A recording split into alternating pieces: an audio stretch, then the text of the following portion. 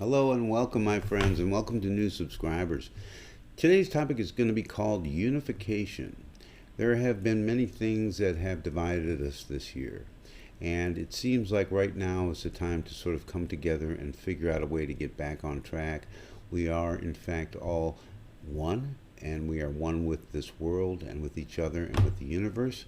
So what are some ways that we can sort of put that perspective back to where it belongs? And what do you think we should do in real life? Well, let's talk about it. My name is Paul, and this is Path of Ascension.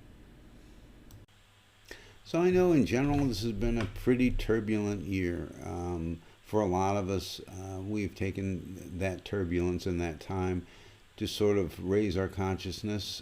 I definitely feel we are moving from a 4D to a 5D consciousness very quickly.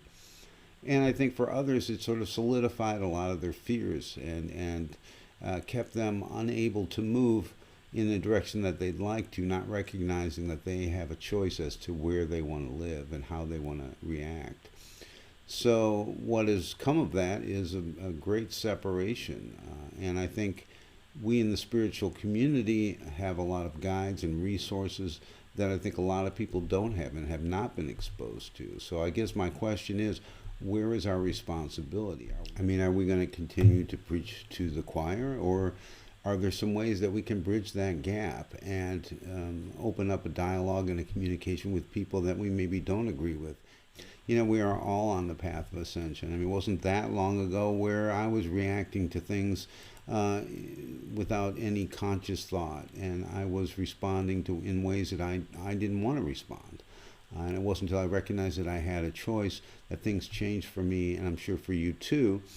And I think for the benefit of all of us, the more people in the collective that can think and make those choices out of love and out of compassion, the better off we're all going to be, right? And it ain't rocket science, for Christ's sake. Well, of course, as everything, it starts with us. And I think when you come in contact with people that you wouldn't normally maybe be meeting, or maybe you don't see eye to eye with, they don't resonate with what you resonate with, I think you have to recognize that the single biggest barrier between people is fear. And I remember when I used to work at a crisis center, you know, one of the common themes of people who would call the crisis center was that they were afraid, and it wasn't the kind of fear that you might think. It was more of a fear like of being alone, like this is happening to me and it's never happened to anybody before. And every fear that everybody has out there, we've all had, and we've all experienced some type of fear that at least that is equivalent.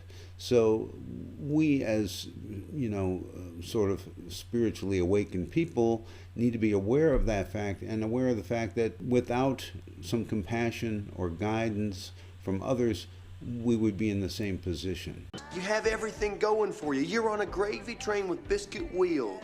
Encouragement, yes. And compassion, understanding, and most importantly, listening.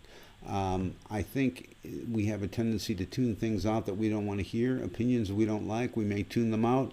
But the bottom line is, unless you are able to get with somebody and really understand where they're coming from and empathize with them, you're not going to have any hope of giving them the opportunity to look at things differently and maybe make better choices for themselves. I'm not always nice. I'm not nice to you. Because you know nice bores me. Hence, still nice. Lastly, I wanted to mention that, you know, all of you that take up a spiritual path, you know, you're destined to be spiritual leaders. And as such, I think it's imperative that we put out a unified message. And that is a message of love and understanding and positivity. And I'm asking you to take a look at all your social media, look at your posts, and look at the things that you say and the things that you stand for, and review them with an open mind and say, you know, is this where I'm at now? Is this how I really feel? Is this what I really want to say? And is this going to positively move us forward as a collective? I can tell you last year I took down a lot of things on my some of my social media posts that I didn't feel were any longer appropriate.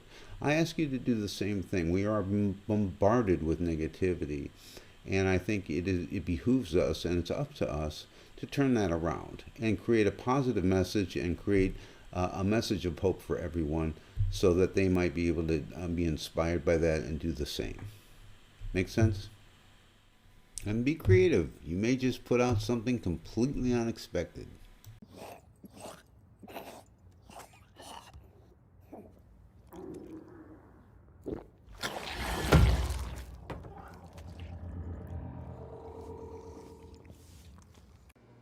Hey, the world is a rich tapestry, my friends.